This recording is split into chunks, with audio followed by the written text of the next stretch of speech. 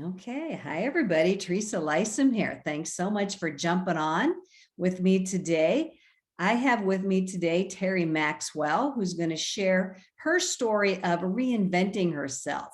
I am fascinated by the way people or how people reinvent themselves, no matter what age they're at. So Terri's going to share her story with us. So Terri, if you would, thank you so much for being here. So appreciate you taking the time to share your story with us. You tell us a little bit about yourself. I know you're an entrepreneur extraordinaire, and just give us a really quick background, because I know there's a lot there, but just tell us how you reinvented yourself, or why, or what tools you might have used to help that happen for yourself.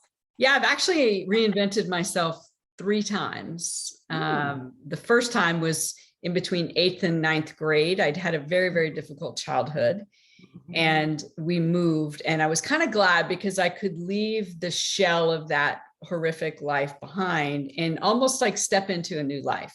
And I'm so glad that happened, because I made a list literally of the things I wanted to let go of and never do. And again, this is 8th to 9th grade. Wow. And made a list of the things that I wanted to embody, right? So this, is a 12-year-old, right? So I used that to other times. So one time was after 9/11, I was very affected by that. I left my corporate job and went into the world of entrepreneurship with no clue what I was doing. Failed miserably. But I decided, I'll never forget, it was like a switch flipping, that I'm going to make this work. I don't know how, but I'm going to make this work.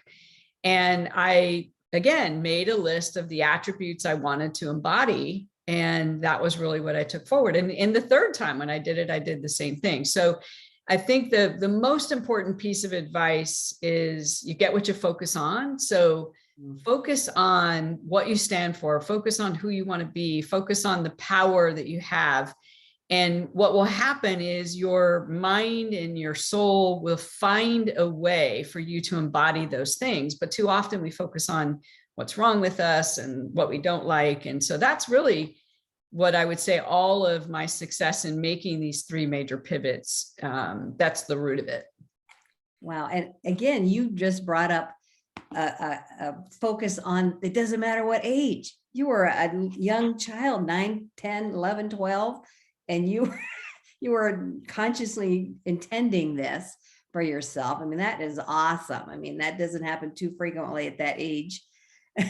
So you were already well ahead of the game. And then as a person that matures and moves forward in their life, it doesn't matter where they're at there neither, as far as I'm concerned. If you decide to make a change later in life, do it. It's totally your choice. But I love that you said you failed, but you were determined to make it work.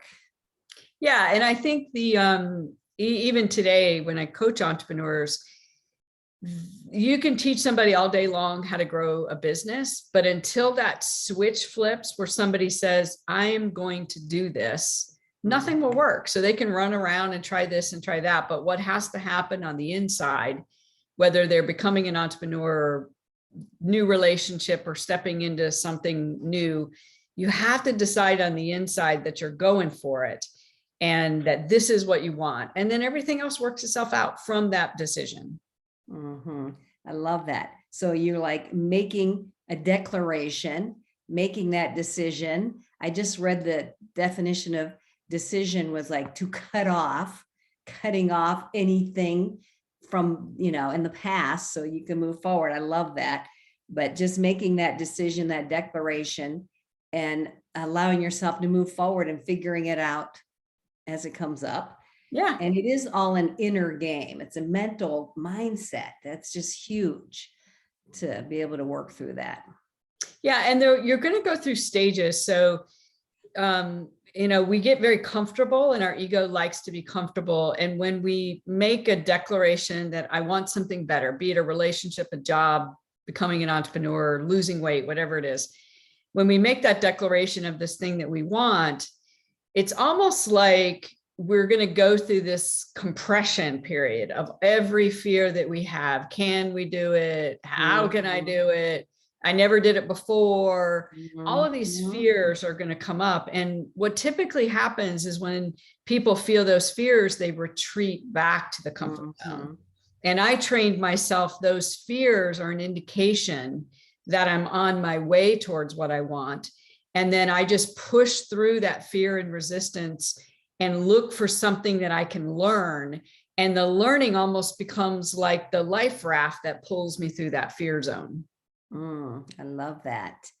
So inspiring. And I love that you mentioned, focus on your power, focus on what you want, write out your vision basically of your new self. And that's going to move you forward as well and allow fear to pull you forward. So awesome pieces of information, pieces of wisdom and inspiration. Thank you so much. I so appreciate you taking the time to be here and share your wisdom and your nuggets of goodness with us. Well, thank you for the work that you do and for inspiring a whole generation of being free and standing in your power. Thank you so much, my friend. Okay, you guys take care. Thank you so much for being with us today. And thank you, Terri Maxwell. Okay, bye-bye.